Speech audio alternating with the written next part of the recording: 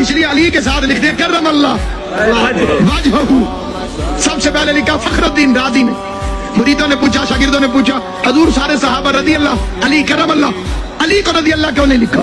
خدا کی قسم میں اوڑھ کے بھی یہ فکر نہ پڑھوں تو فخر الدین رازی کے فکرے کی قیمت نہیں ہے.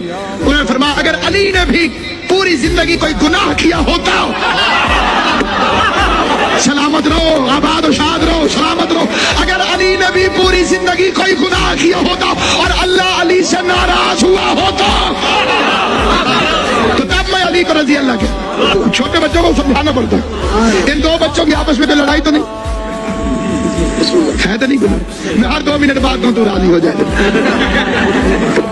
وہ آخر آپ کے کہے گا میں کدوں ناراض ہے. توجہ ہے یا نہیں؟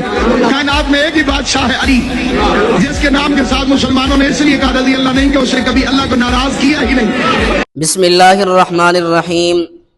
سامعین و ناظرین، میرا تعلق مسلک حق، مسلک اہل سنہ والجماعہ سے ہے. ہم صحابہ اور اہل بیت کو اپنے ایمان کا حصہ سمجھتے ہیں. نبی کے صحابہ سے بھی محبت کرتے ہیں، نبی کے اہل بیت سے بھی محبت کرتے ہیں. اگر کوئی انسان صحابہ کو مانے، نبی کے اہل بیت کو نہ مانے تو ہم اسے ایمان کی تباہی اور بربادی سمجھتے ہیں. اگر نبی کے اہل بیت کو مانے، صحابہ پہ تبرہ کرے، ہم تب بھی ایمان کی تباہی اور بربادی سمجھتے ہیں. دونوں کو ماننا ضروری ہے.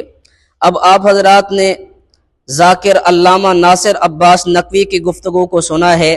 دیکھیں، حضرت علی المرتضیٰ رضی اللہ تعالی عنہ کو کرم اللہ وجہہ اس لیے کہا جاتا ہے کہ ان کے دشمن اور مخالف تھے خارجی. وہ حضرت علی المرتضیٰ کو کہتے تھے سود اللہ وجہہ، اللہ پاک نعوذ باللہ ان کے چہرے کو سیاہ کرے. اہل سنت نے ان خارجیوں کو جواب دیا کرم اللہ وجہہ کہ اللہ پاک ان کے چہرے کو مزید مکرم و محترم اور باعزت کرے، با کرامت کرے. باقی امام رازی رحمت اللہ علیہ نے یہ بات کہیں پر بھی نہیں لکھی. یہ ذاکر صاحب جھوٹ بول رہے ہیں. اگر حقیقت میں انہوں نے یہ بات لکھی ہے تو ذاکر صاحب سے گزارش ہے کہ امام رازی رحمت اللہ علیہ کی کتاب کا حوالہ پیش کریں.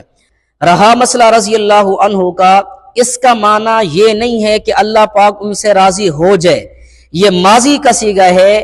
اس کا معنی ہے کہ اللہ پاک ان سے راضی ہو گیا، اللہ کریم ان سے راضی ہو چکا. یہ اللہ نے خبر دی ہے اور ہم اسی اللہ کی خبر کو نقل کرتے ہیں کہ اللہ پاک نے ان کے متعلق فرمایا کہ میں ان سے راضی ہو چکا. قرآن شریف میں ہے وَرِضْوَانٌ مِّنَ اللَّهِ اکبر، کہ اللہ کی رضا ہی بہت بڑی چیز ہے.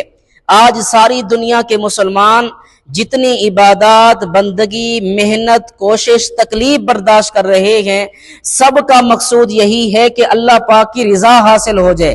اور صحابہ کرام رضی اللہ عنہم کو یہ اللہ پاک کی رضا حاصل ہو چکی ہے. اور قرآن شریف میں ہے رضی اللہ عنہم کہ میں ان سے راضی ہو چکا. یہ صحابہ کرام کے لیے بہت بڑا اعزاز ہے. اور حضرت علی المرتضیٰ رضی اللہ عنہ بھی اس میں شامل ہیں. رضی اللہ عنہ کا اعزاز ان کے لیے بھی ہے. تو حضرت علی المرتضیٰ رضی اللہ عنہ کو کرم اللہ وجہہ عارضی طور پر کہا جاتا ہے آپ کے دشمنوں کو جواب دینے کے لیے.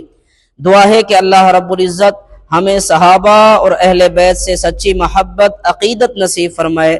آمین بجاہ النبی الکریم.